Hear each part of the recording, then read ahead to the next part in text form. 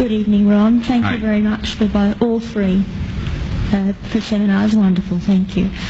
My question is that you said that you had the blood of our Lord examined by the Israelis. That's correct. What was their determination of that? Okay. Now, we won't be able to take second questions. I'm sorry if you're on your second one, please just step out. I love you, but we're running out of time. Real quickly, okay. Dried blood is dead blood. Everybody knows that, all right? They can test the blood of the pharaohs, the mummies of the pharaohs, all right? There's certain things they can do. They cannot get a chromosome count by any method I'm familiar with, all right? Things keep changing. I don't profess to know everything. However, there's no way I know that you can get a chromosome count out of dead blood. You can get a DNA and some other things, but not a chromosome count, all right?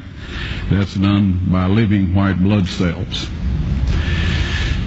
Now then, first of all, in this analysis, I took the blood into a laboratory in Israel.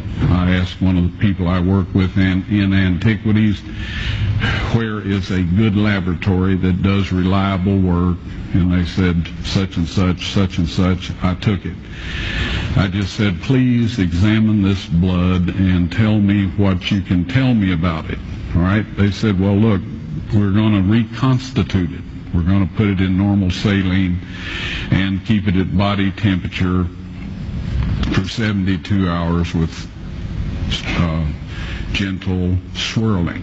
All right? That's their business. That's great. I said, now I want to be there when you check it out. They said, fine. So I was back. They checked it out. I said, now, they said it's human blood. We can tell that. They did whatever tests they need to do. And then I said, take some of the white blood cells and put them in a growth medium and keep them at body temperature for 48 hours. And they said, well, that'll do no good because it's dead blood. I said, would you please do that for me? And they said, okay, we'll do it.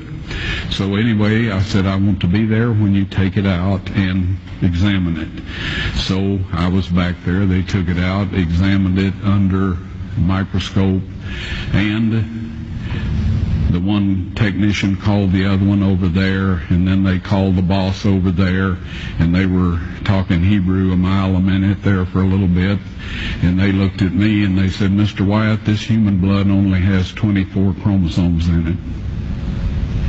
Everybody else has 46. You see, 23 from your mother, 23 from your father, 22 autosomes from your mother, 22 autosomes from your father.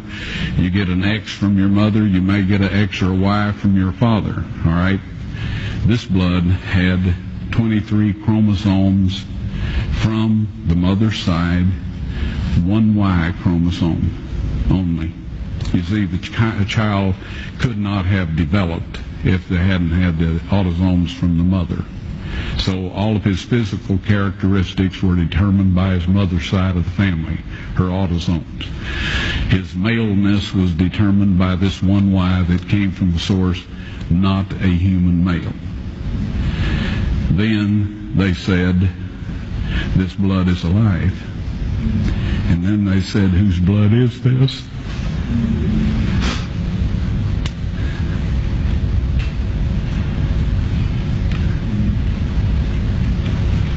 I said, it's the blood of your Messiah.